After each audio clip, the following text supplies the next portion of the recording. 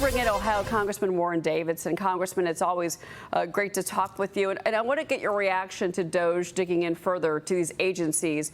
To be clear, you know, Ratcliffe actually invited the DOGE team. I mean, they're asking for them to come in and look at what I just mentioned, which is inefficiency, in particular, the technology inefficiencies that they've been finding so far. Yeah, thanks, Cheryl. It's always an honor to join you. And look, the great news is the Director Ratcliffe at the CIA is inviting DOGE in. And this is a little bit like if you were at a company and you've got a new CFO, Chief Financial Officer, a new CTO or Chief Information Officer, and then saying, well, they can't have access to all the system. Like, are you kidding me? No, we brought the team in. We have a new leadership team, new CEO, President Trump. He's bringing his team in, and he wants to look at the full system. And the system is rigged. You see how it's rigged against the American people over and over again. And when I'm back home talking to my constituents, they're way more upset about what's been happening with their money than the idea that Elon Musk and his team are the ones accessing it. I thought Brett Baer did a phenomenal job highlighting these aren't like, you know, high school kids that are at some hackathon. These are really successful people who are using their talent really to serve our country. Well, I want to ask you about the messaging when it comes to DOGE, because you said something really important just now. You said that when you go back home and you talk to your constituents, they support DOGE. And we're seeing that in the polling that they support DOGE. It seems to be how DOGE is going about the work. But what they were on with Brett Baer last week, Musk said, this is direct quote, I do agree that we actually want to be careful in the cuts. We want to measure twice, if not thrice, and to cut once. Why is that message not getting out to the American people that they are being very careful in how they carry out these cuts to funding and programs? Well, there were some awkward first starts where, you know, things were frozen, and these are things that we needed. Like in Ohio, we were in the middle of a bird flu epidemic, and some of the ag inspectors were held up because they were sort of temporarily approved. They were sort of like temps. They weren't hired full time. And there were little awkward missteps there. But I think go back a few Fridays ago, maybe a little over a month ago now, Susie Wiles brought the whole cabinet in and talked to the president and said, hey, we want you to work with DOGE, invite them in, but either way, find ways to save the American taxpayers' money and deliver on the promises I made in my campaign. And I'll be following up with Elon Musk to make sure that you guys are doing that. And here you see, you know, secretary after secretary, and now the director of the CIA saying, please come on in and let's have a look. I think a lot of my folks in the financial services space excited about the Securities and Exchange Commission. They've been doing things like sue and settle and redistributing the money to causes that are really at odds with, you know, with the direction of a strong economy. They're undermining capital formation in America instead of helping facilitate it. So you see things like that they're getting after. And I'm sure that the critics are going to come out and start screaming with the connection between Elon Musk and the SEC because he runs publicly traded companies. But let's talk about this. So DOGE has got new legal problems. You just had another judge block the Trump administration from dismantling the Consumer Financial Protection Bureau. Do you think that the courts are going to continue to be a problem, or do we just need to see all of this kind of just, you know, head to the Supreme Court and let's get it over with?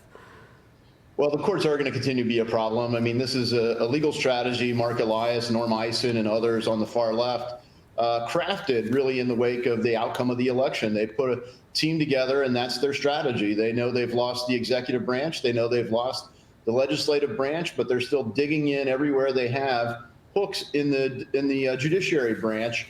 And that's why this week we're going to pass the No Rogue Rulings Act, which gets after the ability of one district judge to basically provide a nationwide injunction that shuts down the president's campaign promises, not on merit, but on activism. Right. Well, you know, President Trump ran on him extending his former tax policy, but he also added on the campaign trail new provisions, no tax on tips. That was very popular, in particular when he made that announcement in Nevada at the time.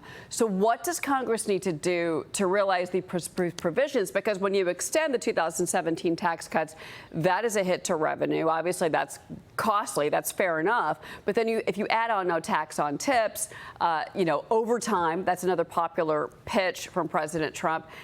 That's going to be up to you and your colleagues in the House to figure out the pay for. How do you do it?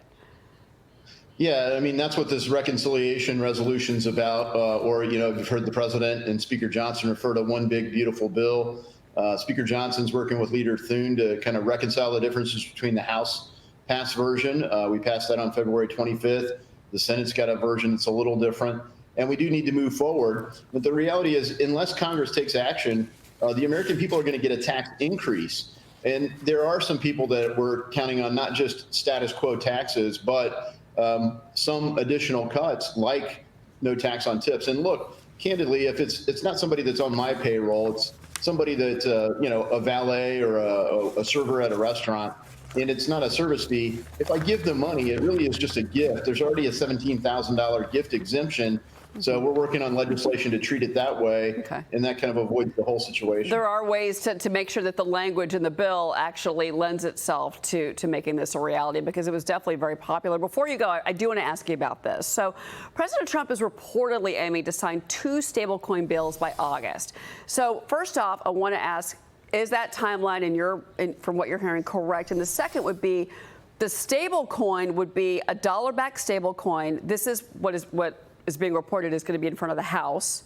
And then the Genius bill, that's basically it's regulatory positives for consumers, so that consumers would get priority in bankruptcies with these coins. Can you confirm any of this for us? Well, the Senate passed a version out of their committee called the Genius Act, which Senator Hagerty led. And then the House is passing a bill called the Stable Act, which you put the two together, it'll be Stable Genius or something along those lines. And it'll regulate stable coins. And it does deal with dollar-denominated stable coins. Hopefully we'll get commodity-backed stable coins treated that way. So it's backed 1-for-1 with gold and be traded different than dollars. And we're fighting to make sure that we also protect self-custody. So there are little differences that do make a world of difference in terms of the kind of product that gets across the finish line. And really, how do we best protect the American people? But the second big bill really is a market structure bill. And that gets after how, Gary Gensler was so unpopular at the SEC, basically treating everyone in the crypto space as if they had a security. And clearly, some of those things aren't securities. And we need to get that market structure bill passed as well. So, yeah, is it a security or is it a commodity is the question mark. And what I was saying was, is that timeline, realistic? I mean, August, is that realistic for this legislation to get signed? Because you've got 2 different bills coming from both sides. Yeah, I mean, I think so. I mean, here in April, we'll get, the House passed version. We'll probably go to conference committee between the Senate version. Okay. And I think we can get that done. The market structure bill's got some work to do. And that's why you look at, June, July for market structure. And I think, we got a version passed through the House last Congress. It had 71 Democrats. So there is bipartisan support for some of this legislation. Bipartisan support. That's something you don't hear very often. All right. Congressman Davidson, it's always great to speak with you. Thanks for joining us. Thank you, Cheryl. All right. We're going to be watching your work.